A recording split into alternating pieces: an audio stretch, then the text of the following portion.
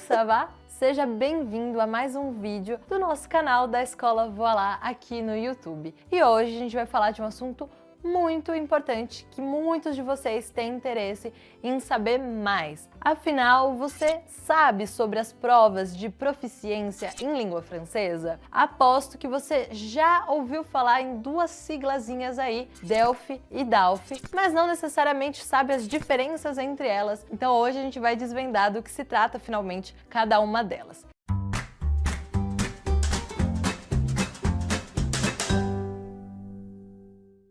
Então, começando do começo, o DELF, Diplôme d'études en langue française, diploma de estudo em língua francesa. O que é isso, afinal? É uma prova que vem diretamente da França e que certifica o estudante do seu nível no idioma. Mas atenção, né? A gente tem 4 provas do DELF.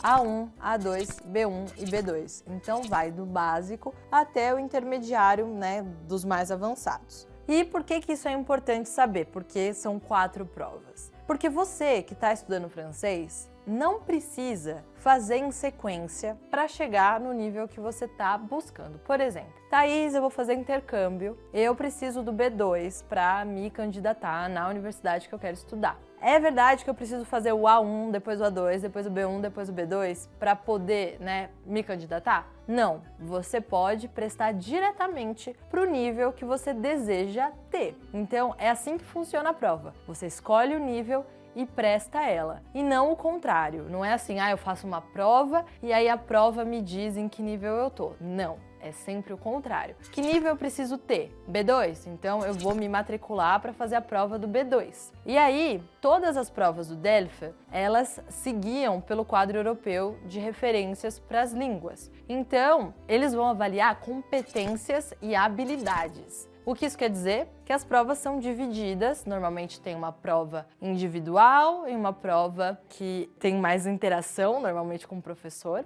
E aí funciona assim, como é que a gente é avaliado em competências e habilidades? Você recebe normalmente uma prova escrita e você faz uma produção oral. Então na prova escrita você vai, por exemplo, ouvir coisas e ter que responder sobre aquilo que você ouviu, e aí você vai ter a sua capacidade de compreensão oral avaliada. Aí você vai ter também um momento de ler textos e responder sobre eles, e aí a sua competência de interpretação de textos escritos também vai ser avaliada. Nessa prova individual, você também vai ter esse momento de produção escrita, onde vai ser solicitado que você escreva algo, e sempre é de acordo com o seu nível. Então as demandas realmente elas são assim equilibradas, nunca vai além do que você é capaz de fazer de acordo com o seu nível. E por fim, essa prova que tem mais interação é quando você tem uma pessoa, um avaliador, um professor, falando com você e avaliando sua competência oral. Então, dependendo do seu nível, o nível que você está prestando, o tempo de duração das provas mudam. Então, níveis mais básicos têm menos tempo de prova, porque as provas são mais simples e adequadas ao nível, enquanto que, conforme você vai progredindo em direção ao B2, o tempo da duração da prova aumenta, porque a extensão dos textos aumentam, o tipo de coisa que você vai ouvir vai ser mais longa, enfim, tudo isso é considerado. Dito isso, outra coisa que é importante dizer, nesse tipo de prova você não pode zerar uma das provas, do tipo, eu zerei a produção oral, zerei a produção escrita. Se você zera uma prova, você não pode, mesmo que você vá bem nas outras, você não recebe esse diploma, porque não é só um teste de proficiência. O nome dele é DELF, tem o diploma como a primeira letra. Então, se você faz a prova e você tem nível, é para sempre, é vitalício, ninguém te tira aquele nível. Você pode ter 72 anos, fez a prova lá, sei lá,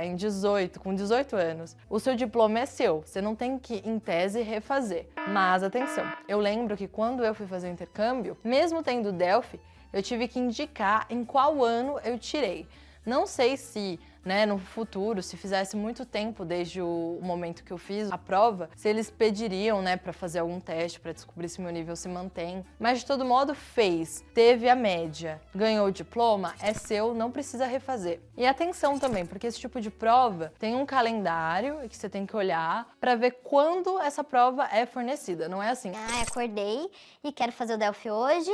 onde eu faço. Não é assim, tem que se programar, tem que se matricular. É uma prova cara. Outra coisa, preciso ser aluno da Aliança Francesa para fazer o DELF? Não, é para qualquer pessoa. E não interessa se você faz aula com professor particular, se você estuda sozinho, se você estuda na Aliança, se você estuda num curso online, qualquer um pode fazer. Você tem que marcar a prova e ir lá. Aí falei bastante do DELF, agora vamos entender sobre o DALF. O DALF é para os 2 últimos níveis, né, do idioma, então C1 e C2. E aí a prova fica um pouco mais complexa, a duração dela muda também, fica mais extensa, e o tipo de produção que é demandada também é bem mais específico. Às vezes você tem que produzir artigos de 3.000 palavras, enfim. Então muda nesse sentido, dei mais enfoque pro DELF, porque normalmente as pessoas precisam dele para ir para a França.